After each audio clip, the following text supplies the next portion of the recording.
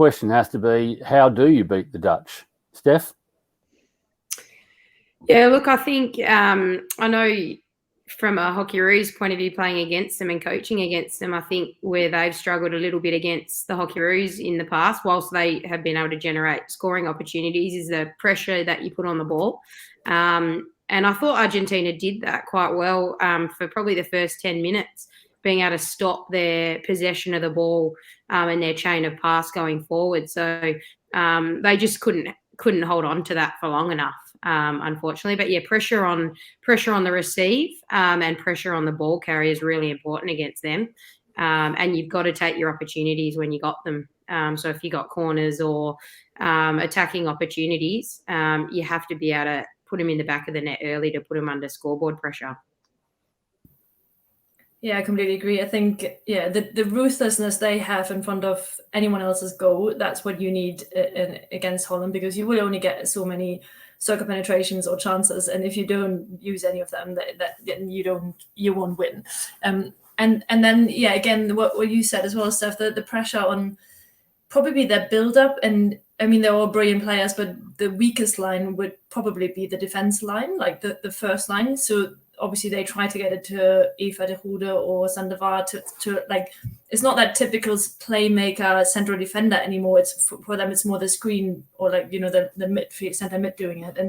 And I remember we played them in March in the Pro League, I think. And in one game we just said like, we just sacrificed one of our players and she would just be standing on Eva's toes or Sandoval's toes. And that worked wonders. Again, you can't do that every day game, because the moment they've got time to think about it, they're obviously good enough to change their game around as well. But you could tell how, certain players obviously influence the game more than others.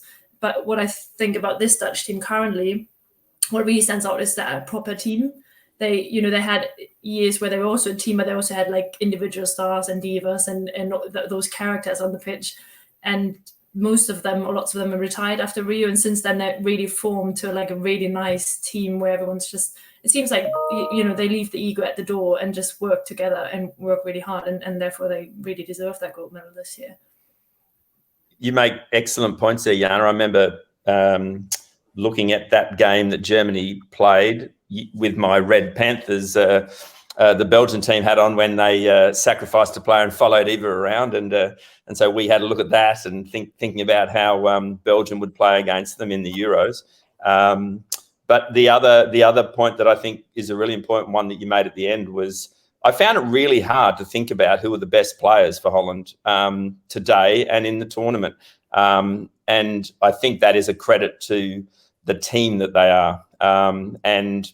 You kind of obviously think about Eva in the middle and say Zandervaart and Müller and these sorts of players, but they weren't standouts, and no player was standouts, and they've just got such depth that they're so hard to contain. The thing that I would like to sort of pick your brains on a little bit more is, could Argentina have done anything different? I mean, we knew that Carlos, the way he coached the Argentina girls, he started with a defense-first mentality. For me, that sort of was a bit hard to watch at times, and I wanted them to sort of be playing like that Argentina that we knew and loved sort of from years gone by, where they were attacking and they just took the game on. That wasn't going to happen today. And so to their credit, they kept tight for periods of the game. But what they couldn't do was they couldn't create barely anything. I think they had 5 circle entries for the game. They had 1 field shot and 3 PCs, I think. And so, they obviously blunted Holland, because I think they only had 12 circle entries, but they just couldn't create anything. So what else could have they done differently? Steph, I'll ask you first. Well, Argentina is quite interesting. They subbed across the tournament the least out of any team.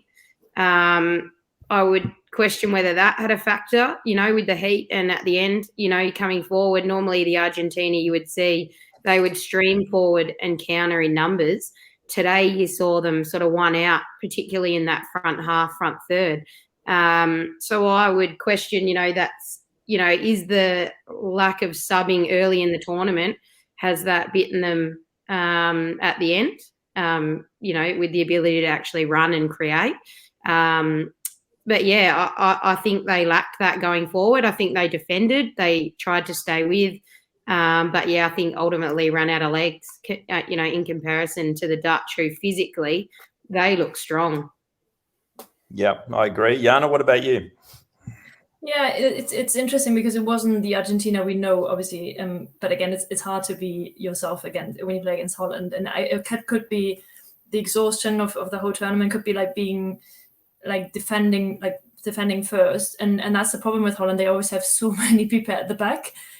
You really need to come with numbers to create a chance. It's not, against any other team, it would be enough to just give Avatario the ball or Marino and just say like, yeah, good luck. We'll come after you. Because they usually manage to have so many players stay at the back that it's always the counter attack control is so good. So that's why you need numbers. But if everyone's defending, it's hard to build that momentum to get there. But then again, it's still Argentina, right? Like, I mean, even after conceding 3 goals within one quarter, they still, and 10 seconds to go, 1 second to go in the quarter, they still managed to get their chances if they want to. And the other chances, I think, during the game they were probably not as composed as they usually are or sometimes are, just like trying to take a ball directly while it's turning, and those things where I probably see as well that it's a younger team than they used to be, and it's for most of them it was also the first Olympics. They're Argentina, but they're still young and unexperienced players. And yeah, I think that's the thing. If you get to their half and if you get to the quarter, you have to try to stay there and not lose the ball right away and run all the way back to defend again. So it's probably that, like, trying to get stuck in there and create a bit of momentum.